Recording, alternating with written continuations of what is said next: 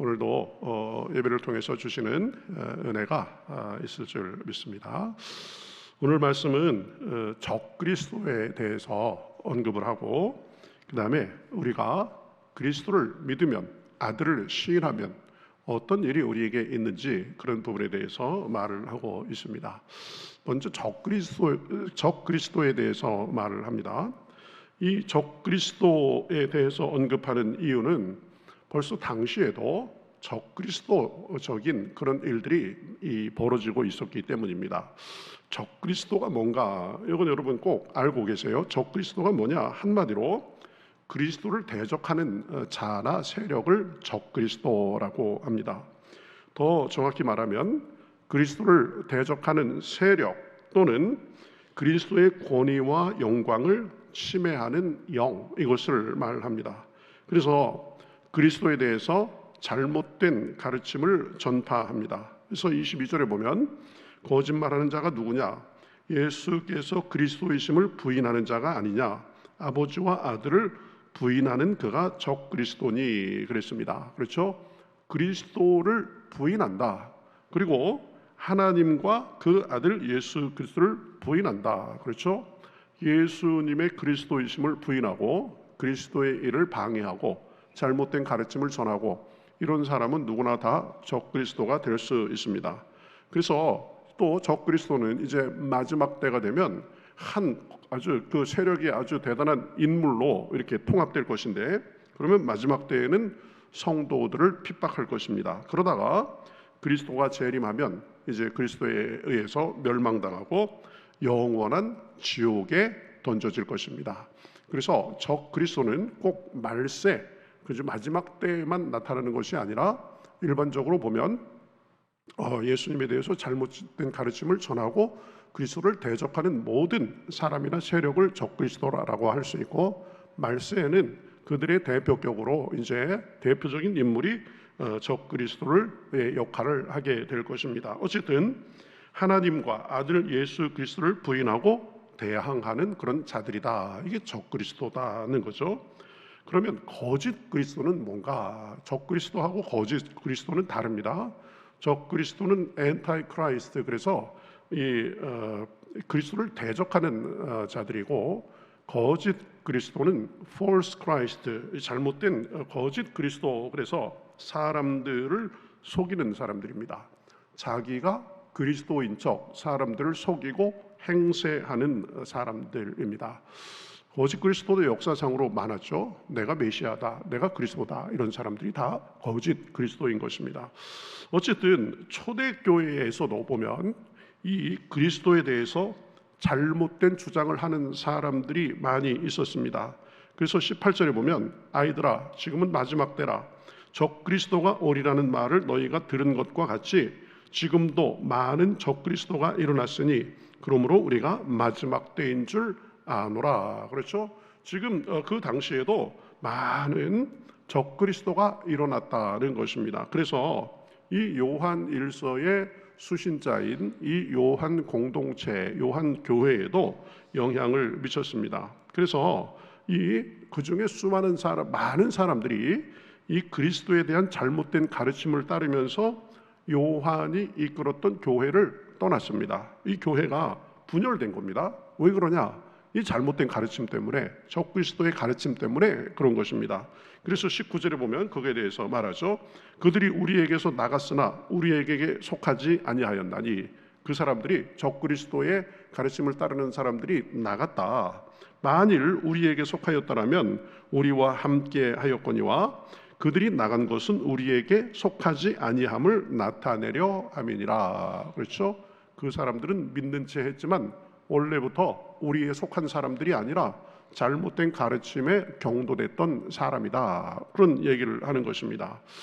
당시에 이 요한이 이끌었던 교회에 퍼졌던 이 잘못된 가르침은 뭐냐면은 예수님이 참 사람이 아니었다라는 것입니다.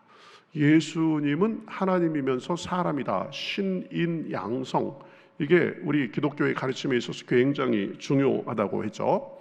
예수님은 완전한 하나님이면서 완전한 사람이다. 그래서 그 안에 신성과 인성이 같이 들어있다. 그래서 이게 굉장히 중요한 건데, 영지주의는 예수님은 하나님일 뿐 사람은 아니다, 이렇게 얘기한 겁니다. 그러면 우리가 보고 들었던 그 예수님은 누군데? 똑같이 우리하고 눈, 코, 입 다 있고 사람의 모습을 하고 우리하고 먹고 마셨던 그 예수님은 누군데? 그러면 영지주의에서는 뭐라고 그랬냐면, 그 예수님은 사실은 사람이 아니고 하나님이 사람처럼 그렇게 보였을 뿐이다, 이렇게 얘기합니다.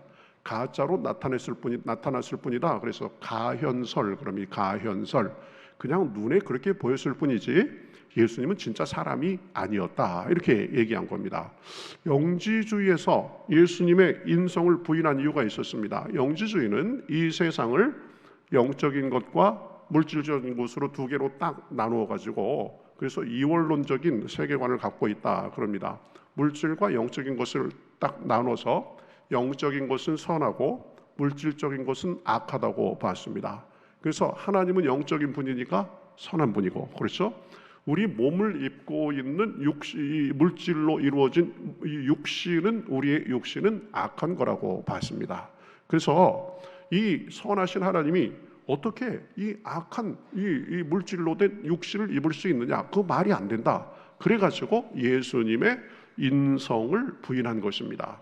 그런데 이것은 성경의 가르침에 정면으로 위배됩니다.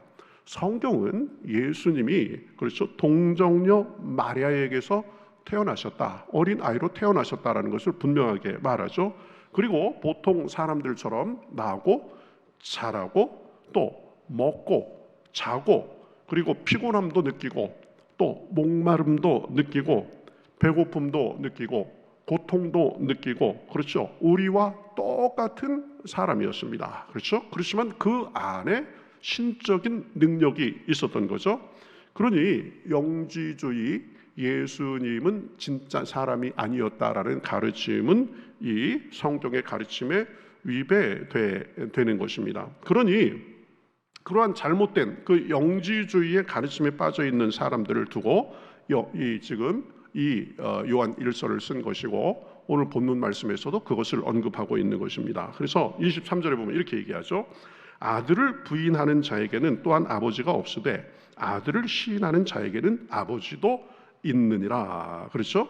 이 아들을 부인하고 아들을 시인하고, 특별히 예수님을 얘기하는 건데, 예수님이 사람이고 그리스도가 되셨다라는 것을 인정하면 그러면 하나님도 있는 거고, 예수님을 부인하면 하나님도 없는 거다, 하나님과 관계가 없는 거다라는 것입니다. 그래서 아들을 우리가 제대로 믿고 시인하고 그렇지 않고 부인하느냐에 따라서 하나님과의 관계도 결정되는 것입니다. 그렇죠? 그러니까 아들을 부인하면, 즉 육신을 입고 오신 그 하나님의 아들 예수님을 부인하면 하나님 아버지와도 관계가 없게 되는 것이다. 그러니 아들을 시인하는 것, 다른 말로 하면 아들을 믿는 것, 이것이 굉장히 중요한 일이 된다는 것입니다.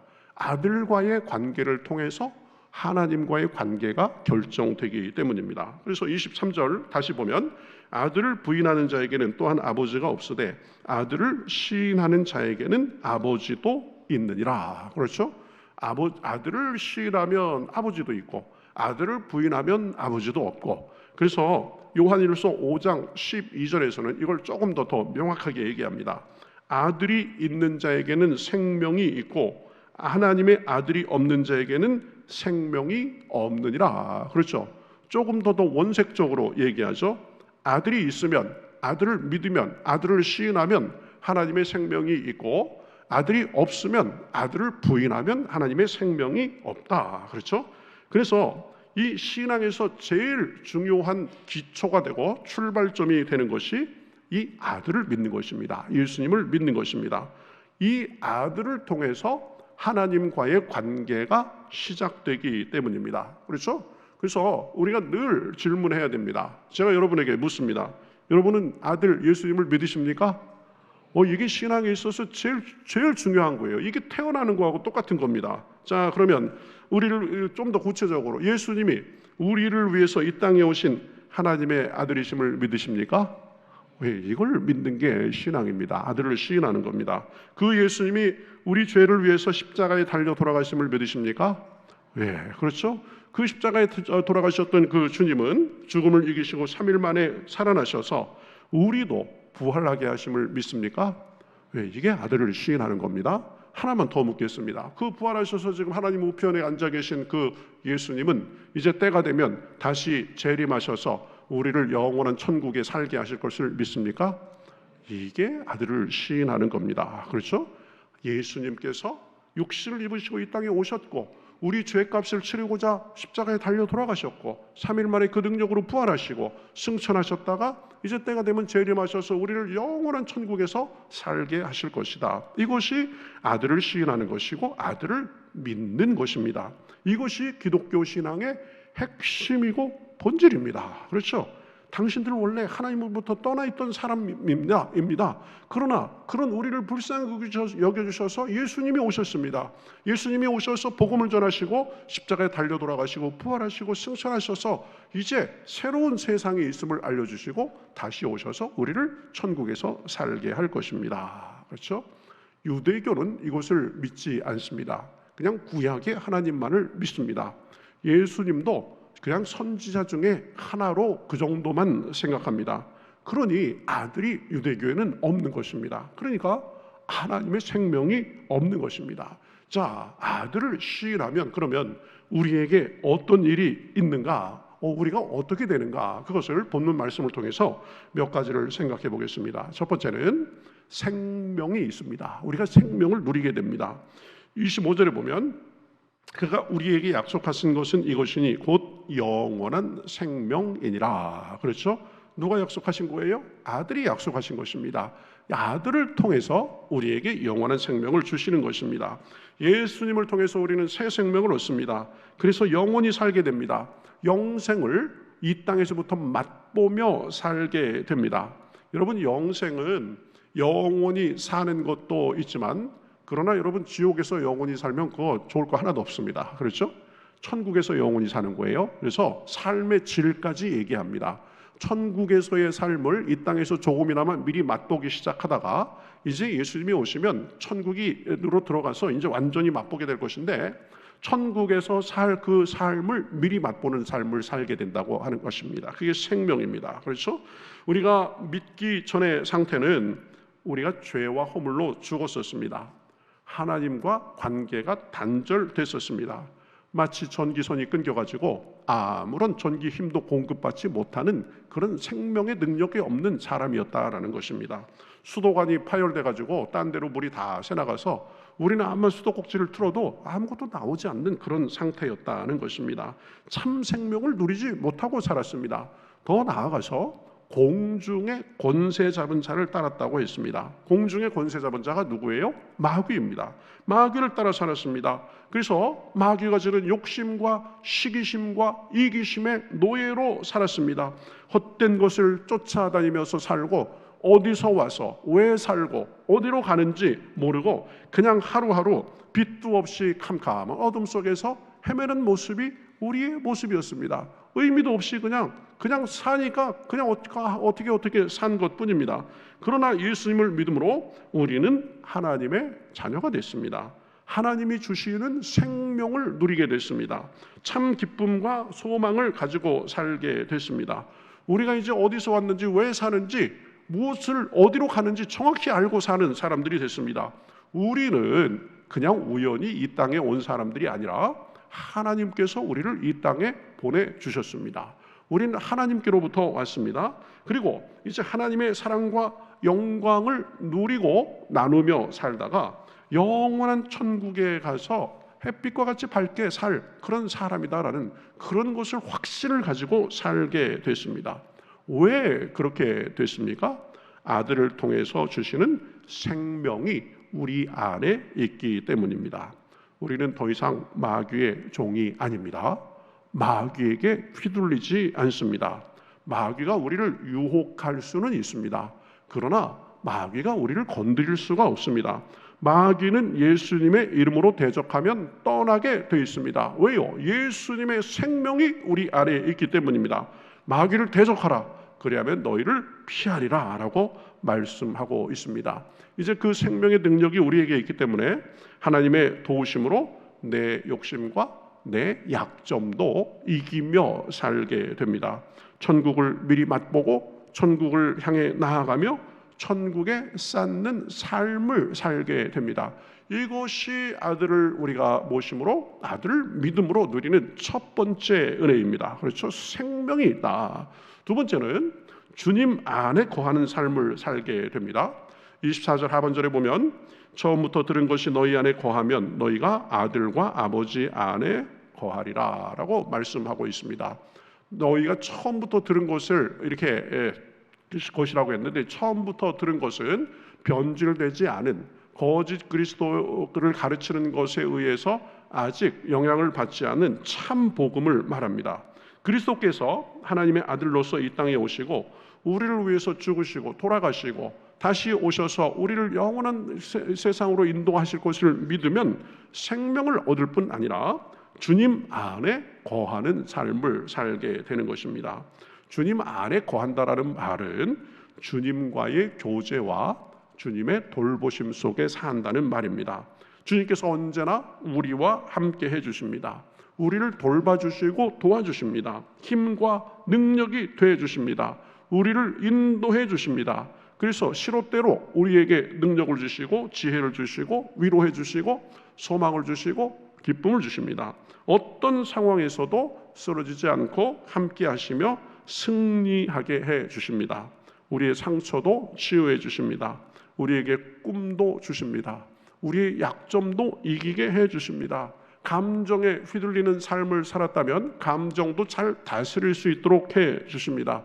자존심에 얽매여서 쉽게 상처받고 그러면서 살았다면 그것도 이기게 해 주십니다. 왜 그렇습니까? 주님께서 우리와 함께 해 주셔서 우리에게 도움을 주시기 때문입니다. 그래서 이전에는 알지 못했던 생명과 은혜, 열매를 누리게 해 주십니다. 여러분 그것을 누리며 살고 계십니까? 그것을 누리면서 사는 것이 그 아들을 시인하는 삶의 내용입니다. 근데 많은 사람들이 여기까지 오지 못하는 것도 현실입니다. 그러나 예수님을 진정으로 믿고 그분과 동행하면, 그분이 우리가 그분 안에 거하면 이것은 사실은 자동으로 오게 되어 있는 것입니다. 그렇죠? 나무가 뿌리를 아주 크기 좋은 곳에, 물도 아주 적당한 곳에 뿌리를 잘 박으면, 그 뿌리가 왕성하면 그러면 그 나무는, 그렇죠, 다 잘 자라게 되어 있습니다. 열매도 맺게 되어 있습니다. 우리가 예수님을 시인해서 예수님 안에 거하면 좋은 토양에 우리 심겨진 그런 나무같이 잘 자라게 되어 있는 것입니다. 제가 그것을 많이 참 느꼈어요. 예수님을 정말 진정으로 믿기 전에는 참 무력했습니다. 왜 사는지도 모르겠고 왜 살아야 되는지도 모르겠고 의미가 없었습니다. 인생이. 그리고 제가 어렸을 때 조금 이렇게 가정사에 좀 약간 어려움이 있어가지고 제가 이렇게 많이 우울하고 그랬던 것 같아요. 이 내향적이 되고, 그리고 열등감, 누구나 다 열등감이 있죠. 그렇죠? 나는 잘 못하는데 누가 내 이 부족한 것을 들여다보면 이게 탄로나면 얼마나 그럴까. 그 열등감 이런 것도 다 있습니다. 저도 똑같이 그렇게 살았었습니다. 그런데 믿은 후에는 이 주님과 동행하면서 주님께서 저를 만져주시는 것을 참 많이 느꼈습니다. 그래서 제 상처도 치유받고 또 무력했지만 힘과 지혜도 얻고 또 꿈을 꾸게 되고, 그전에는 나 같은 게 이랬을 텐데 하나님께서 꿈을 주시니까 상상할 수 없었던 꿈도 막 꾸게 되는 거예요. 그리고 내 약점도 이제 내가 이거 이길 수 있다, 하나님께서 이길 수 있도록 힘 주시고, 그리고 더 강해지고 더 밝고 더 긍정적이고 더 적극적인 사람이 됐습니다. 이게 왜 그런가? 저라는 사람은 똑같은데 제 안에 이 예수님의 생명이 들어오고 예수님 안에 내가 거하면서 예수님이 주시는 그 생명력을 늘 받으면서 살다 보니까 주님께서 주시는 은혜로 그렇게 된 것입니다. 누구든지 예수님을 믿으면 새로운 피조물로서 그러한 은혜를 누리면서 살게 되는 줄 믿습니다. 우리가 할 일은 뭐예요? 예수님을 시인하고 예수님 안에 붙어 있는 것입니다. 그렇죠? 우리가 뭐 노력하고 애쓰고 그런 것보다 더 중요한 건 뭐예요? 늘 예수님 품에 안겨 사는 것입니다. 우리의 부족함을 인정하고 시로때로 예수님을 의지하고 예수님의 도움을 구하는 것입니다. 그것이 아들을 시인하는 삶이 되는 것입니다. 아들을 시인하면 세 번째로 심판에 대해서도 아주 담대한 삶을 살게 됩니다. 28절에 보면 자녀들아 이제 그의 안에 거하라. 이는 주께서 나타나신 바 되면 그가 강림하실 때에 우리로 담대함을 얻어 그 앞에서 부끄럽지 않게 하려 함이라. 그렇죠? 예수님을 믿으면 생명을 얻고 그의 안에 거하게 되고 그의 안에 거하는 것이 지속되면 심판에도 우리는 두렵지 않게 그렇게 살게 된다는 것입니다. 그렇죠? 왜요? 심판하시는 분이 우리를 구원하시고 우리와 동행하시는 바로 그 주님이 심판주가 되시기 때문입니다. 여러분 한번 재판을 한다고 생각해 보세요. 재판 때문에 노심초사하고 막 준비도 많이 하고 그랬는데 법정에 딱 들어가 보니까 세상에 나하고 그냥 둘도 없는 친구가 거기 재판장으로 판사로 딱 있는 거예요. 야, 그러면 마음이 팍 놓일 겁니다. 왜요? 아, 그 친구는 진짜 나하고 아주 둘도 없는 친구거든. 누구보다도 나를 잘 이해하고 내 사정을 알아주고 내 억울한 사정을 분명히 이해해 줄 친구거든. 그렇죠? 그 재판 하나만아입니다. 그렇죠? 예, 마찬가지입니다. 우리가 나중에 죽으면 최후의 심판을 할 텐데 그 심판의 심판장이 누구예요? 예수님입니다. 예수님. 우리가 평소에 그래서 예수님을 잘 믿고 섬기며 동행했으면 나를 가장 잘 아는 친구가 재판하는 것하고 똑같습니다. 그러니까 우리는 심판에 대해서도 전혀 주눅들거나 걱정하거나 그럴 필요가 없습니다. 뭐 그 자리에서 지옥 갈까봐 벌벌 떨 필요도 없습니다. 그것은 예수님을 믿는 순간에 이미 결정됐습니다. 그렇죠? 예수님을 믿으면 더 이상 우리는 지옥이냐 천국이냐에 그것은 더 이상 의미가 없습니다. 예수님을 믿는 순간 이미 영생이 결정되어 있기 때문입니다. 요한복음 5장 24절에 그래서 이렇게 말하죠.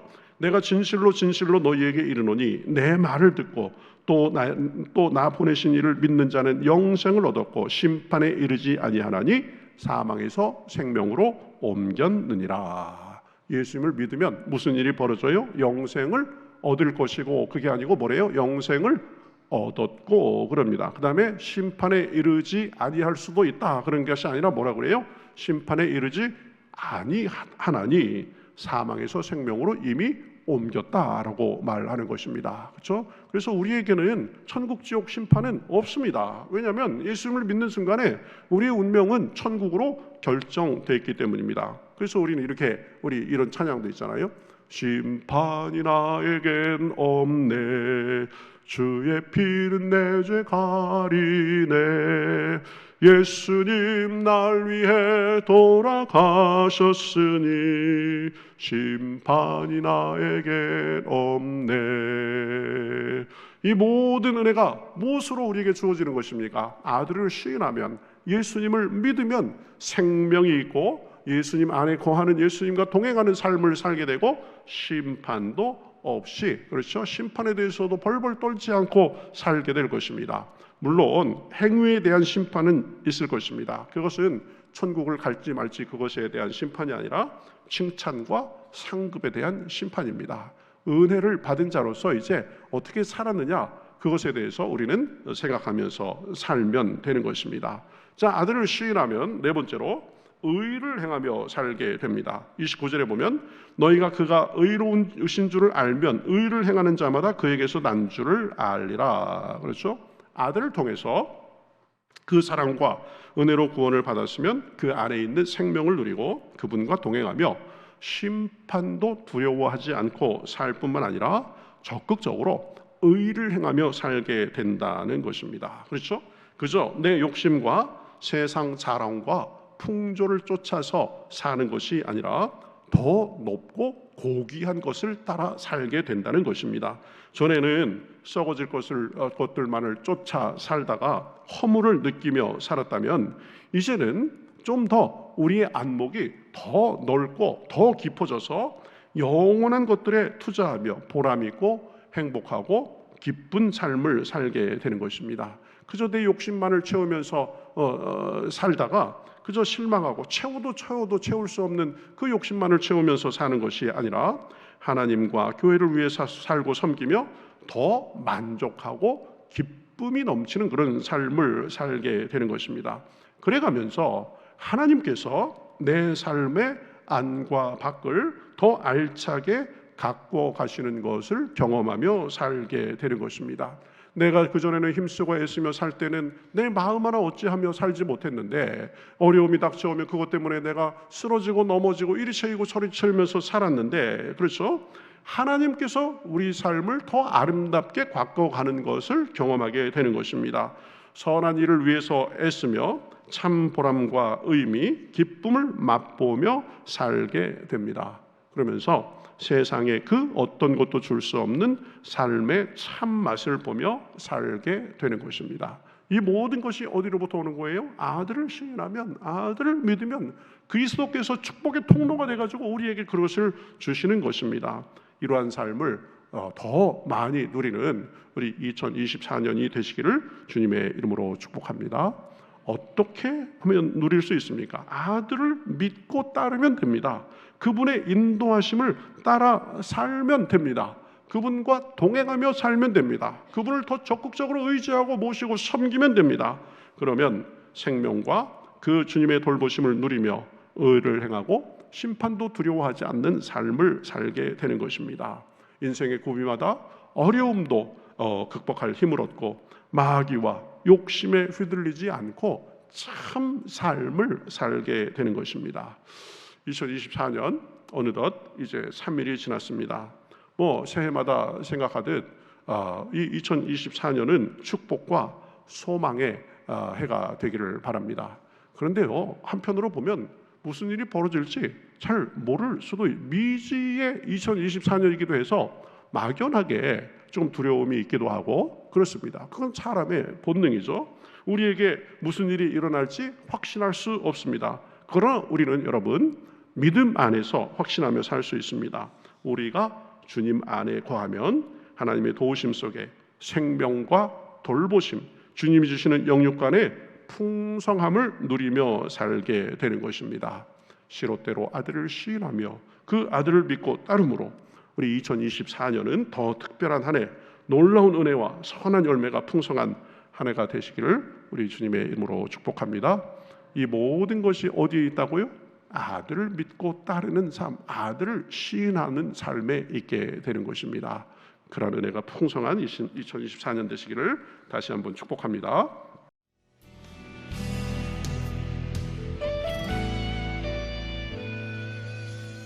주님 말씀하시면 내가 나가리다. 주님 뜻이 아니면 내가 멈춰서리다. 나의 가고 서는 것 주님 뜻에 있으니 오 주님 나를 이끄소서. 주님 말씀하시면 내가 나가리다. 주님 뜻이 아니면 내가 멈춰서리다. 나의 가고 서는 것 주님 뜻에 있으니 오 주님 나를 이끄소서. 뜻하신 그곳에 나 있기 원합니다.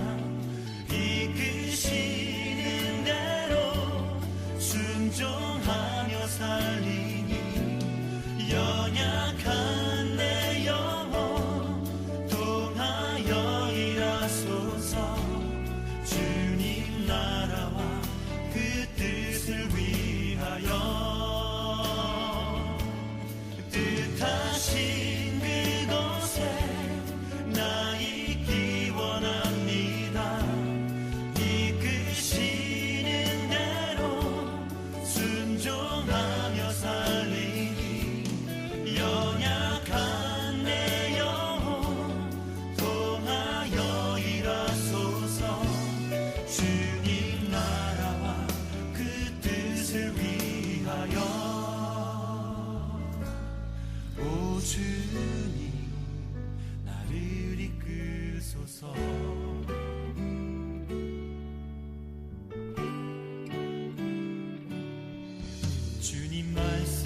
하시면 내가 나가리다.